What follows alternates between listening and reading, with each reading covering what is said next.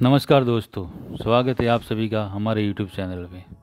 दोस्तों, नर्मदा परिक्रमा का आज अपना 17वां दिन है। शनिवार 20 जनवरी 2018। मोलगी से बिजली गव्हान, सूरगज, पीपल खूटी, पांडरमाती, वड़फली, देवगंगा रिवर क्रॉस, महाराष्ट्र गुजरात सीमा, डुमखल, चापली से कंजी। गांव के बीच में होने की वजह से चौस हेतु जाने की दिक्कत के चलते हम हर दिन की तुलना में थोड़ा जल्दी उठ सुबह 5 बजे और चोरी से आश्रमशाला के शौचालय का प्रयोग करने के बाद वही के हैंडपंप से स्नान आदि करके श्री हनुमान मंदिर में लौट आए।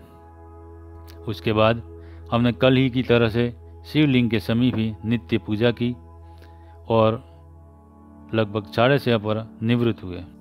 दर्शन हेतु आए किसी भक्त द्वारा मुझे चाय प्रसाद दिया गया, जो मैंने पिया। थोड़ी देर बाद श्री बिल्लिया सेठ जी हमसे मिलने हेतु आए तथा चाय आदि के विषय में पूछताछ की। उनसे कुछ समय बात करने के बाद उनसे अनुमति ले हमने हमारी आज की आनंद यात्रा सुबह करीब 7:15 पर प्रारंभ की। अभी हम बढ़ रहे हैं वड़फली गांव की ओर, जो महाराष्ट्र राज्य का आखिरी गांव है। इसके बाद हम गुजरात राज्य में प्रवेश करेंगे। हम दोनों जीवन में पहली बार ही गुजरात राज्य में जाएंगे।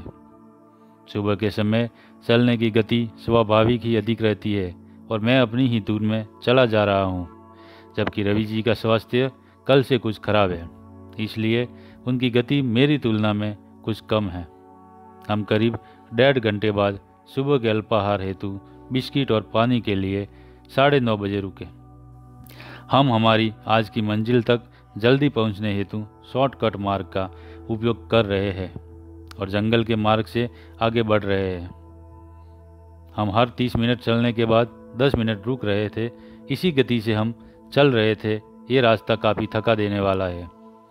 इसी क्रम से हम करीब 3 बजे वड़फली गांव में आए और फिर हमने छोटी सी पर पर्याप्त जल से भरी हुई देवगंगा नदी को पार कर गुजरात राज्य में प्रवेश किया। अब ये गुजरात राज्य का प्रथम गांव डूमखल है। दूर से हमें एक नया निर्मित मंदिर दिखाई दे रहा है, जो हमारे मार्ग से करीब 150 मीटर अलग दिशा में है। हमें देख वहाँ से एक छोटा बच्चा, जो लगभग 7-8 वर्ष का होगा, हमें बुलाने हेतु नदी को पार करता हुआ हमारी तरफ आया और हमें बहुत आग्रह करके अपने उस मंदिर और आश्रम में ले गया।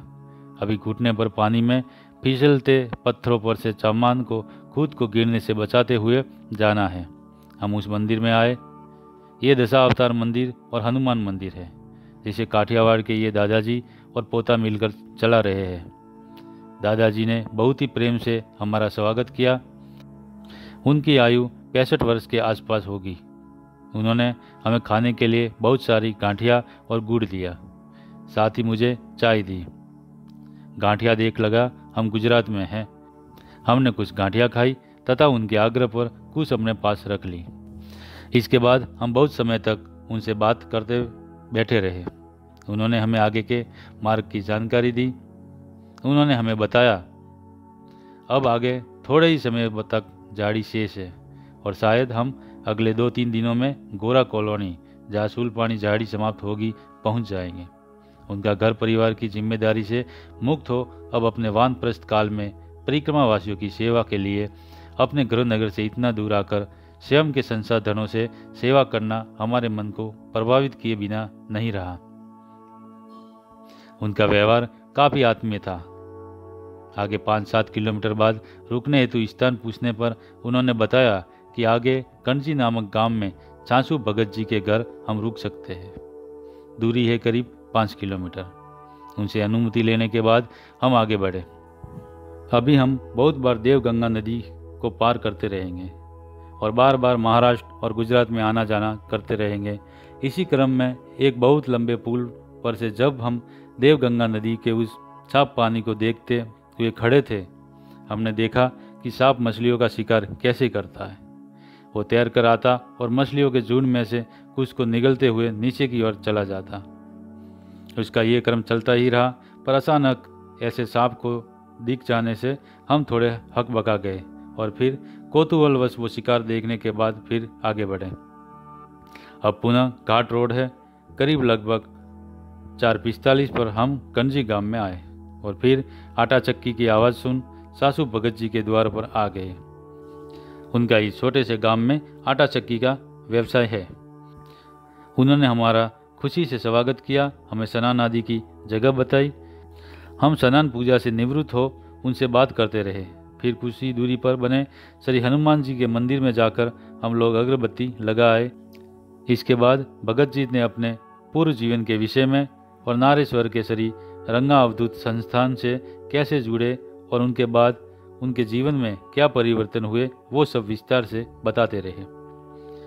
इन्हीं किस्सों के दौरान उन्होंने बताया कि एक बार अचानक ही उनके घर रात्रि के समय एक शेर प्रकट हो गया, पर उसने घर के किसी भी सदस्य को कोई नुकसान नहीं पहुंचाया और फिर वो चला गया। उनके घर दत्त प्रभु की विशेष कृपा है, इसका भी उन्होंने हवाला दिया। उनके घर के आंगन में ही औदुंबर का भी एक विशाल वृक्ष था। उनके घर के हालात कैसे बदले, बच्चों की बीमारियां और अब वर्तमान में उनकी अच्छी शिक्षा आदि के बारे में भी उन्होंने हमसे खुलकर बात की। रात्रि करीब 8 पर हम तीनों ने भोजन किया। रोटियां और पापड़ी, एक तरह से लाल फूल से बनी हुई सब्जी। भोजन के बाद हम पुनः सामने के कमरे में आ गए। उन्होंने हमें जंगली पशु का खतरा होने तथा सावधानी से बाहर आने जाने आदि के बारे में सूचनाएं दी। इसके बाद हम करीब 9:30 पर सो गए। कल सुबह गांव के कुछ लोगों को नारेश्वर जाना है, अतः इनके जाने से पूर्व ही हमें भी इनके घर से निकलना है, इसलिए सुबह जल्दी ही उठना है। नर्मदे हर। दोस्तों, हमारा वीडियो अच्छा लगा हो तो लाइक करें, शेयर करें, कमेंट करें और हमारे चैनल को सब्सक्राइब जरूर करें।